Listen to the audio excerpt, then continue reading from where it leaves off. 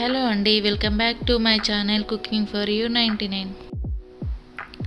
ఈరోజు వీడియోలో టేస్టీగా క్యాబేజీ ఫ్రై ఎలా చేసుకోవాలో సింపుల్గా చూపిస్తాను. అందుకోసం ఒక కడాయి తీసుకొని అందులో ఒక 3 టేబుల్ స్పూన్ వరకు ఆయిల్ వేసుకోవాలి. ఇలా ఆయిల్ కొంచెం హీట్ అయినాక ఒక 1/2 టేబుల్ స్పూన్ వరకు జీలకర్ర వేసుకోవాలి. అలాగే ఒక 1/2 టేబుల్ స్పూన్ ఆవాలు వేసుకోవాలి.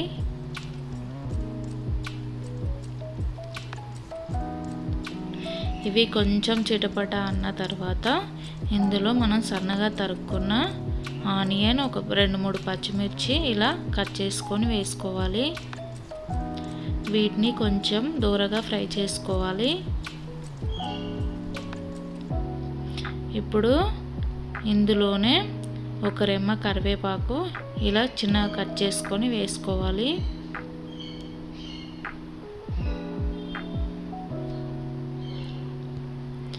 ఇవి కొంచెం ఫ్రై అయిన తర్వాత ఒక 1/2 టేబుల్ స్పూన్ వరకు జింజర్ గార్లిక్ పేస్ట్ వేసుకొని అది కూడా పచ్చివాసన పోయేంత వరకు ఫ్రై చేసుకోవాలి.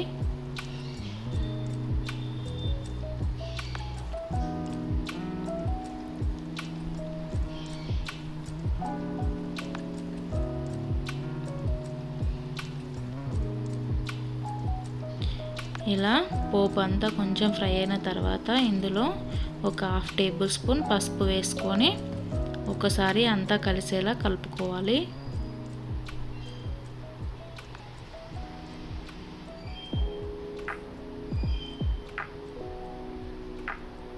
ఇలా కలుపుకున్న తర్వాత మనం ముందుగా సన్నగా తరిగి పెట్టుకున్న క్యాబేజీని వేసుకోవాలి.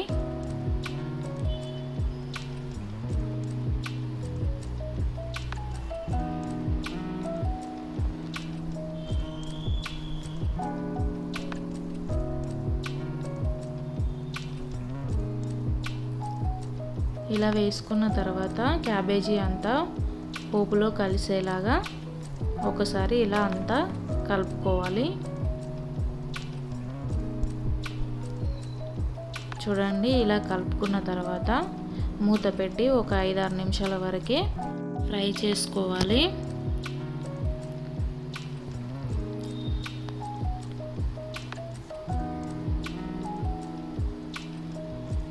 చూడండి, ఇలా అంతా మరి ఒకసారి కలుపుకోవాలి.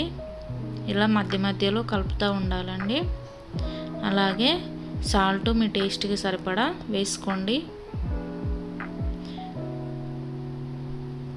ఒకసారి ఇలా కలుపుకున్నాక మరొక 3-4 నిమిషాల వరకు మూత పెట్టి మగ్గించుకోవాలి.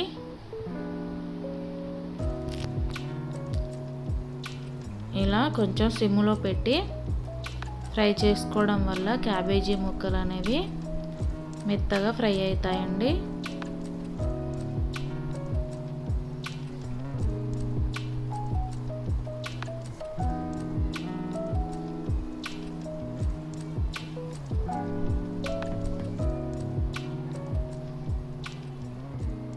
చూడండి, క్యాబేజీ కర్రీ ఆల్మోస్ట్ ఉడికింది.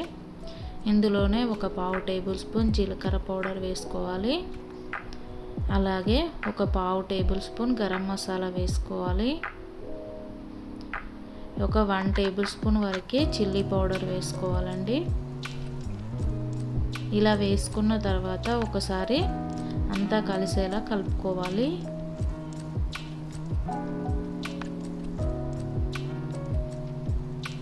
ఇలా మసాలాలు వేసుకున్నాక ఒక 2 నిమిషాల పాటు ఫ్రై చేసుకోవాలి. ఇప్పుడు చివరిగా కొంచెం కొత్తిమీర వేసుకొని స్టవ్ ఆఫ్ చేసుకోవడమే అండి. అంతే అండి, చాలా సింపుల్గా క్యాబేజీ ఫ్రై రెడీ.